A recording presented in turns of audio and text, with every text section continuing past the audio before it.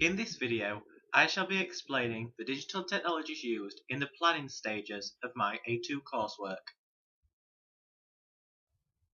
Digital technologies allow me to be creative when planning the music video and ancillary products that back up Banerjee Burnham Buckingham's theory, 2010, that creativity isn't inherent but is due to the new digital technologies.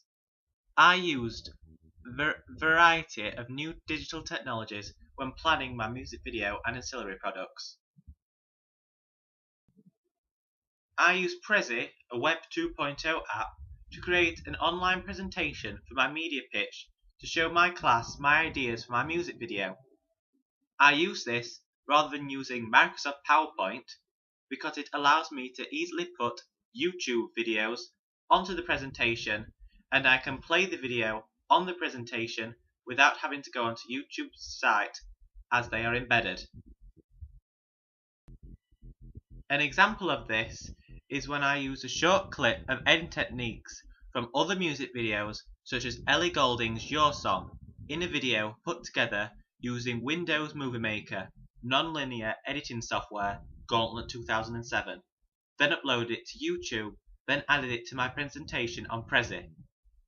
Prezi is interactive because of Web 2.0 O'Reilly 2004, so I was able to talk through the presentation while showing it to the class, meaning that the class was able to give accurate information about the codes and conventions that I wanted to pastiche on the music video.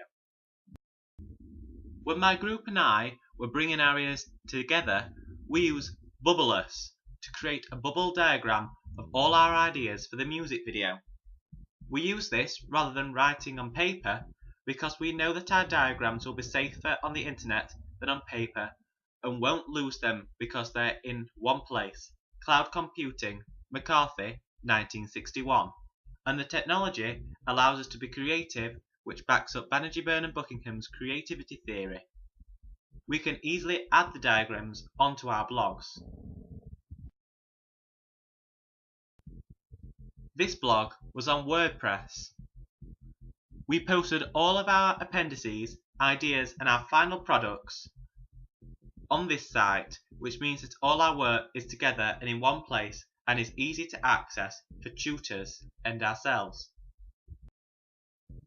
Web 2.0 allows us to document our secondary research on our blogs by being able to view the music video on our blog rather than having to go onto a different website, for example, YouTube. The music videos we looked at as part of our secondary research were Ellie Goulding's Your Song, Taylor Swift's music videos, and Ed Sheeran, Everything Has Changed. These helped us learn about the codes and conventions, Goodwin, of acoustic genre music videos and music videos themselves. For example, the music video being a hybrid and to use voyeurism to make the video seem more personal to the audience and can relate to it. When presenting our media pitch to the class, we sent our questionnaires that we created on SurveyMonkey to everyone in the class as part of primary research so that they could give us an accurate and relevant feedback because they could fill it in whilst watching our media pitch and email it us. A qualitative question we asked was, do you think our music video idea is relevant to the genre of our chosen song and why?